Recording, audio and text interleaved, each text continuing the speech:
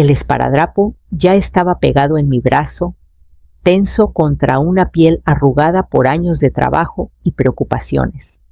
Miré la bandeja plateada a mi lado, gasas aguja bolsa, e intenté acallar el latido que resonaba en mis oídos.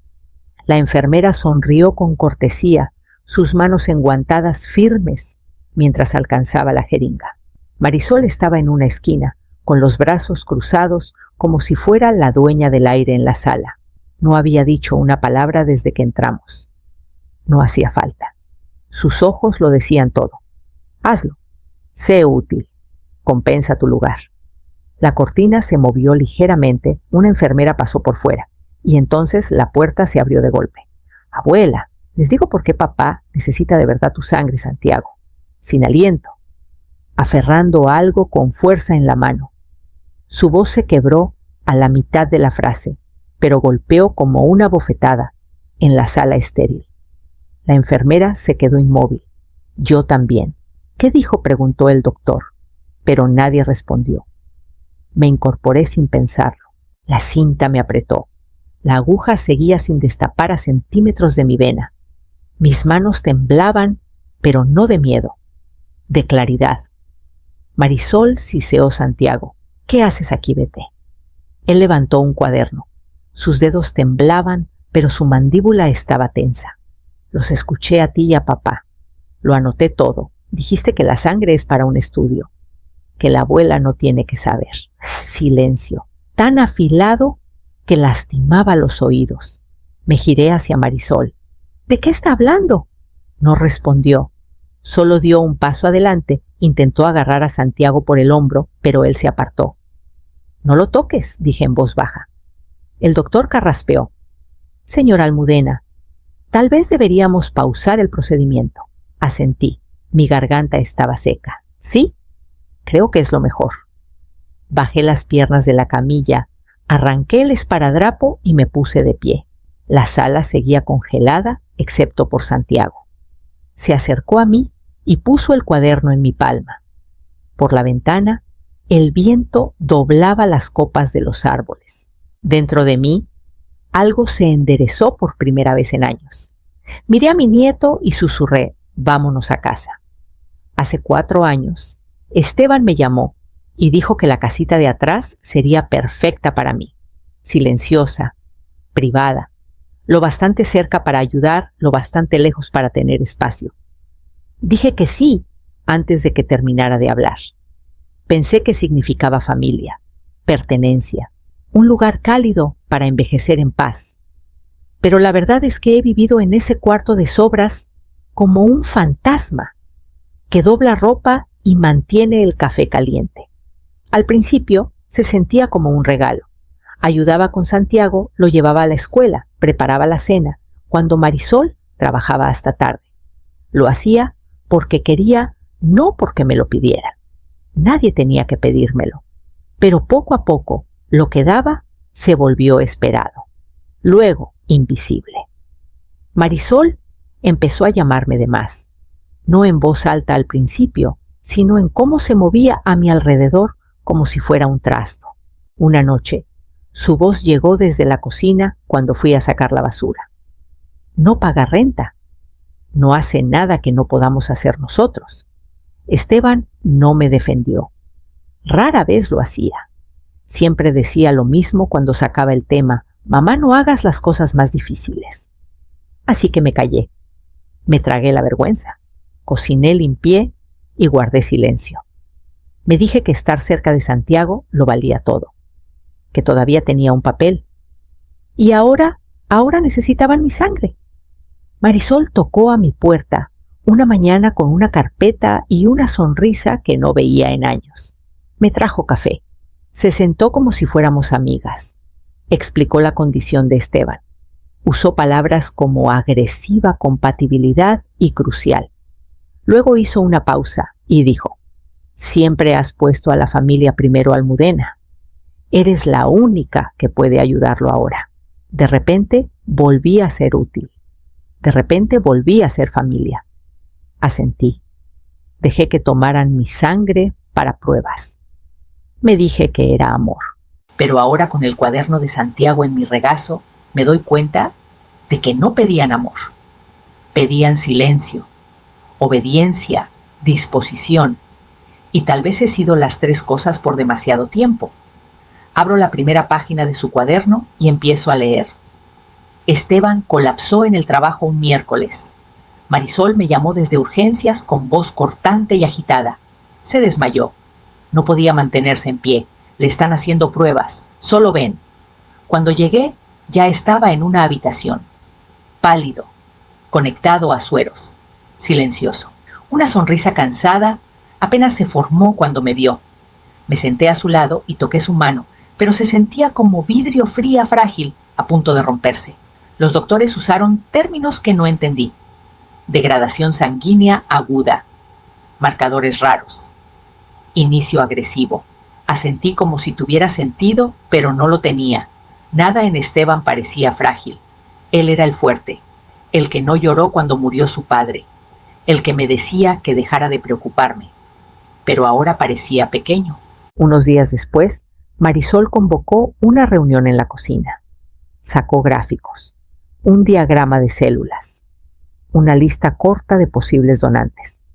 Mi nombre era el único rodeado con un círculo. Eres familiar directa. Es un marcador raro. Tu sangre puede estabilizarlo. No para siempre, pero lo suficiente para que entre en ensayos clínicos. Hizo una pausa como esperando que me ofreciera. Cuando no lo hice, su rostro cambió. Esteban te dio un lugar donde quedarte, Almudena. Has vivido aquí 4 años, sin pagar renta. Nunca hemos pedido nada. Abrí la boca, pero no salió nada. Se lo debes, dijo. No era una sugerencia, era una sentencia. Miré a Esteban, que estaba en la puerta observando. No habló, no parpadeó, solo esperaba. Y en su silencio escuché todo. Asentí. Firmé los papeles esa noche. Liberación de responsabilidad, consentimiento para donar, autorización para preparativos de emergencia. Marisol me agradeció con un gesto. Esteban no dijo nada. Santiago no estaba en casa. Pero al acostarme, mirando el techo, mi estómago se revolvió con algo más pesado que el miedo.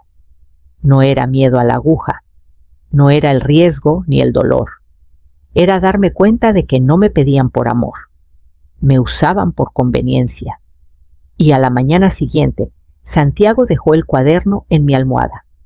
A la mañana siguiente de firmar los papeles, Santiago me encontró en el porche con mi taza de café. No dijo nada al principio. Solo se sentó a mi lado en la banca vieja, con las piernas colgando los ojos en la calle silenciosa. El cuaderno estaba bajo su brazo, como siempre, medio cubierto de calcomanías y desgastado en las esquinas. Le pregunté si quería un pan tostado. Negó con la cabeza. Nos quedamos en silencio un rato, como cuando sabes algo, pero no estás seguro de si es seguro decirlo en voz alta. Entonces preguntó abuela, ¿es normal que las mamás hablen mal de las abuelas a escondidas? No respondí de inmediato. Solo lo miré. Siguió. La escuché una vez. Dijo que no eres lo bastante lista para entender lo que hacen. Que lo arruinarías si supieras. Mi garganta se cerró. Dijo que papá tiene que terminar algo y que tú eras la única que podía hacer que funcionara. Dejé la taza en la mesa. Abrió su cuaderno despacio, como si le diera miedo lo que había dentro. No sé qué significan todas las palabras, pero las escribo igual, por si importa.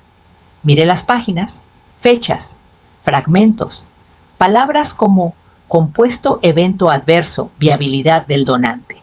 Una entrada decía mantenerla estable durante la etapa 2, sin exposición.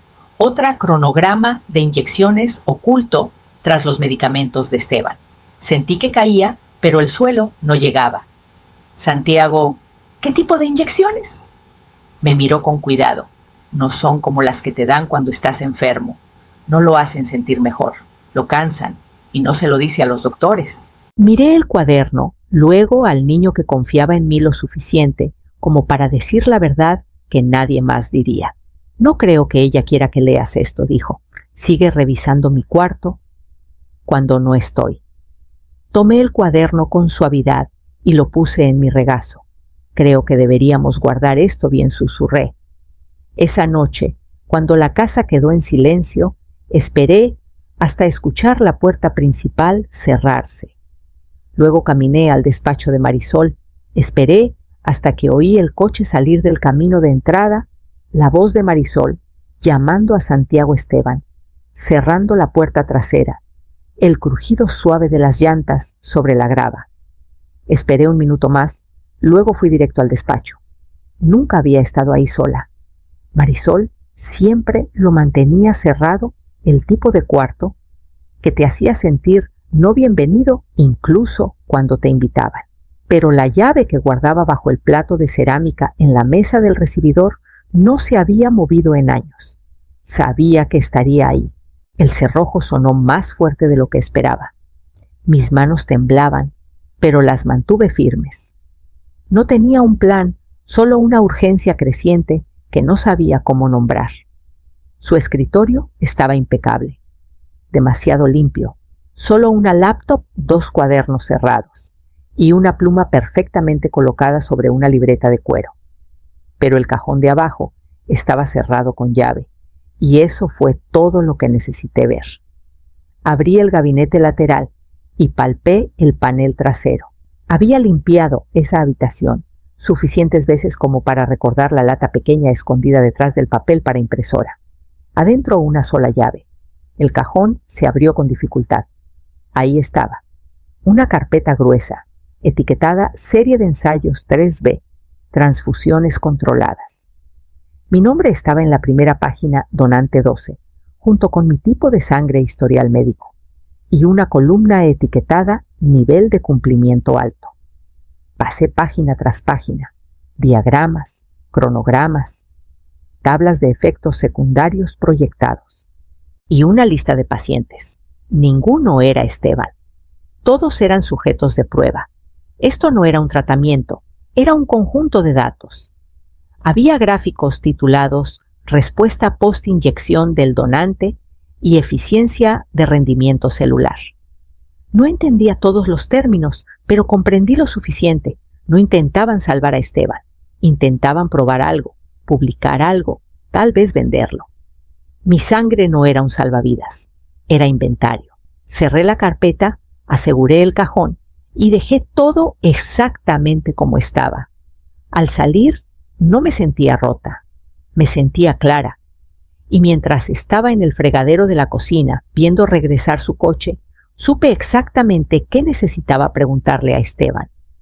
Esa noche, después de la cena, pedí a Esteban que se quedara mientras Marisol lavaba los platos. Pareció sorprendido quizás, un poco nervioso, pero no dijo que no. Santiago se había ido a dormir temprano, y la casa estaba inusualmente silenciosa. Eso le dio a mi voz más peso del que pretendía. No empecé con la carpeta, empecé con una frase. Hoy entré al despacho. Sus ojos se movieron antes que su cuerpo. Vi el nombre del ensayo, Serie 3B. Vi la lista, vi el mío. No se movió. No al principio. Luego se sentó lentamente en el borde del sofá con las manos entre las rodillas. Solo necesitaba saber si era verdad, dije. Se frotó las palmas como si estuvieran sucias. Necesitábamos fondos, murmuró. El equipo de Marisol. Su laboratorio era la única forma de que aprobaran la extensión. Los datos tenían que venir de una transfusión en vivo, condiciones controladas en tiempo real. Y yo era conveniente. No respondió. Esteban, dije. Mi voz se quebró en su nombre, pero lo dije igual. Iban a tomar mi sangre para un proyecto de investigación. No una cura. No un tratamiento. Un estudio. Se estremeció como si la palabra estudio lo quemara. Eres mi madre, dijo finalmente, como si eso explicara algo. Harías cualquier cosa por mí. Siempre lo has hecho. Lo miré, pero no encontró mis ojos. Miró más allá de mí, como si no pudiera soportar ver lo que había hecho. Y entonces me golpeó. No había luchado por mí. Ni una vez. No cuando Marisol me llamó inútil. No cuando me trataba como empleada. No cuando construyeron sus vidas sobre mi silencio. Y ahora ni siquiera cuando usaron mi cuerpo. Me puse de pie. No me salvaste, dije suavemente. Me vendiste. Sus hombros se hundieron, pero no lo negó. Caminé a mi cuarto, cerré la puerta y la aseguré por primera vez desde que me mudé. A la mañana siguiente, preparé una maleta y le dije a Santiago que iríamos al hospital temprano. Fui de todos modos. A pesar de todo lo que leí, a pesar de todo lo que Esteban no dijo esa mañana, me puse los zapatos y entré al hospital. No porque estuviera lista para perdonar, no porque hubiera cambiado de opinión, solo necesitaba saber. Necesitaba ver hasta dónde estaban dispuestos a llegar. Me recibieron como si nada hubiera pasado. La enfermera sonrió sus manos suaves ajustando la cinta en mi brazo.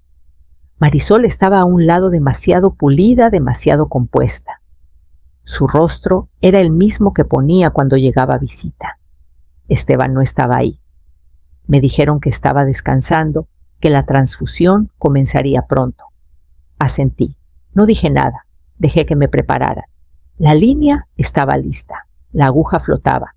Y entonces la puerta se abrió de golpe. Para, abuela, no los dejes. Era Santiago. Sin aliento, el cuaderno apretado en una mano, el abrigo a medio quitar, el rostro rojo de pánico. No lo está salvando, la están usando, gritó. Los escuché, lo escribí, papá. Dijo que los datos deben mantenerse limpios, sin interferencias, sin complicaciones emocionales. Todo se detuvo. Incluso las máquinas parecían pausar. La enfermera retiró las manos, como si hubiera tocado una llama. Uno de los doctores miró a Marisol, que no se movió. Santiago se giró hacia ella gritando más fuerte. Lo dijiste en la cocina. Dijiste que cuando llegaran los números podrías publicar, que ella ni siquiera lo sabría. Marisol se lanzó hacia él intentando tomar el cuaderno. Él retrocedió rápido, casi resbalándose. Me senté recta y dije, no lo toques. La seguridad ya estaba afuera. Alguien los había llamado, o tal vez siempre estaban cerca cuando esta familia entraba a un edificio. Señora, me dijo el doctor con cuidado, ¿quiere continuar? Miré a Santiago, al cuaderno, al rostro de Marisol, ahora tenso de furia, no de miedo. No esperaba que él se quebrara. Negué con la cabeza. No, quiero irme. Tomé a Santiago de la mano y salí pasando a la enfermera a la camilla, el silencio que habían construido a mi alrededor.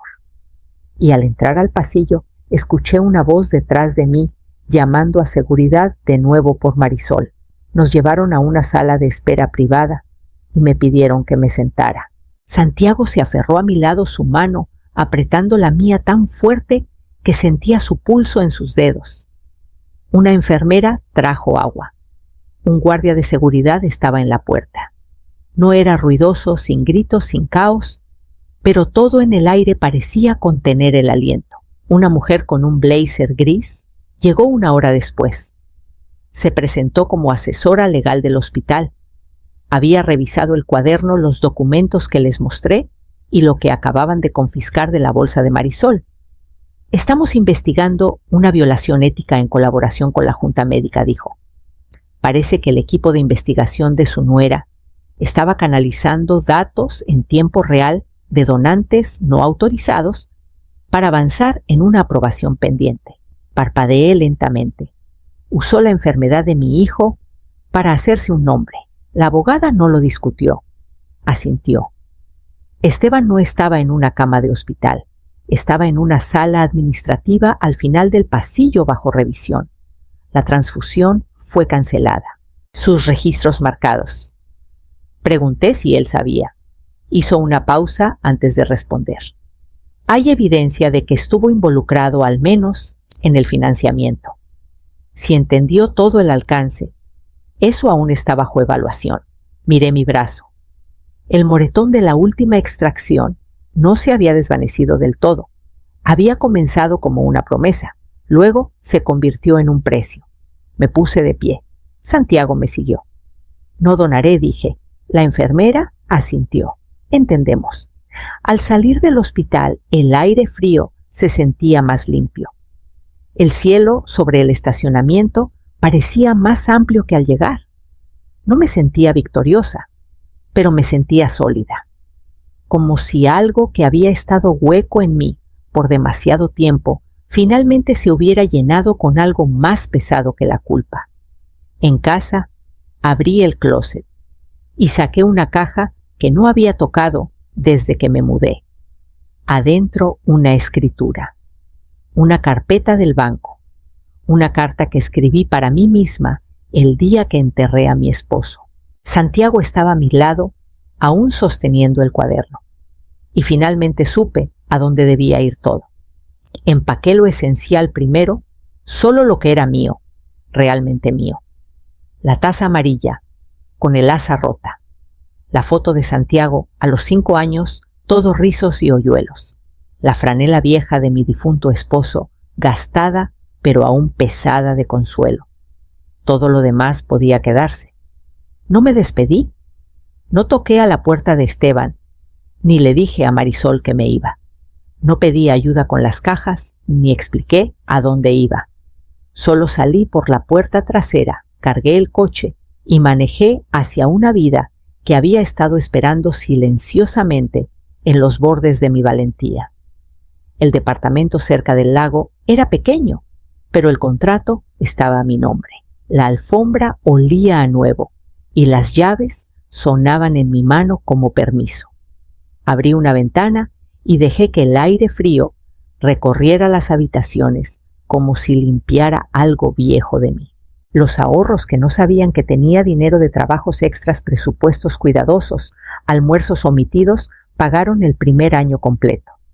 5 deudores, sin explicaciones. Solo yo. Esa noche escribí la carta. No la escribí para avergonzar a Esteban. No usé palabras duras, ni saqué los detalles a relucir. La mantuve corta, clara. Final. Crié a un hijo. Pero tú elegiste ser otra cosa. La firmé sin calidez ni amargura. Solo un nombre. El nombre que llevaba mucho antes de convertirme en la madre de alguien o en la carga de alguien.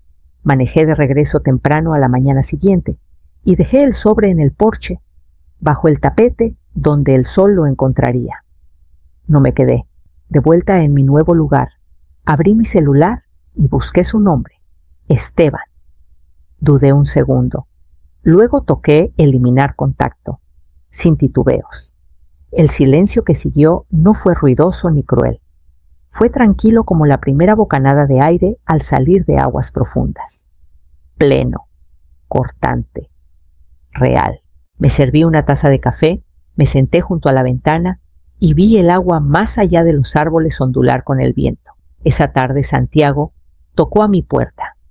Las mañanas son tranquilas ahora. Preparo una taza de café, no 2. Me siento en el porche con la taza amarilla astillada y dejo que la quietud se asiente en mis hombros como un chal que finalmente tuve tiempo de tejer para mí. No hay voces gritando desde arriba. No hay pasos apresurados pasando por mi lado como si fuera invisible. No hay un calendario lleno de citas que no son mías. Solo el susurro de las hojas y el pequeño crujido del porche cuando cambio de peso. No extraño el ruido. No extraño la actuación. Santiago me visita una vez por semana, siempre con un libro en la mano y preguntas en los ojos. Le gusta sentarse con las piernas cruzadas en el suelo junto a mi sillón mientras leo tejo o simplemente lo escucho hablar. El domingo pasado me dijo que quiere ser arquitecto. Quiero construir cosas que duren, dijo, no del tipo que la gente olvida. Asentí. Ese es un buen tipo de trabajo. A veces me trae impresiones de casas que ha dibujado pequeñas sólidas con porches largos y rincones escondidos para leer. Ha empezado a llamar a este lugar el plano de la abuela como si fuera parte de su diseño futuro. No habla mucho de la casa que dejó. No preguntó. Hemos comenzado a cuidar un jardín juntos en macetas junto a la cerca. Tomates albahaca, pimientos dulces pequeños. Él revisa la tierra, yo arranco las hierbas. Dice que a las plantas les gusta el silencio aquí. Creo que a mí también. Antes pensaba que dar significaba vaciarme, que cuanto más sangrara por otros, más me querrían. Pero ahora veo que el amor no vive en el sacrificio. Vive en la verdad, en la libertad, en el regreso. No perdí una familia. Perdí un papel que nunca debí jugar. Ahora conservo mi sangre. Conservo mi nombre. Conservo la llave de una puerta que solo se abre para quienes tocan con bondad. Y los domingos por la mañana, cuando la brisa es ligera y el café aún está caliente, me recuerdo que la paz nunca fue suya para darme, era mía para reclamar.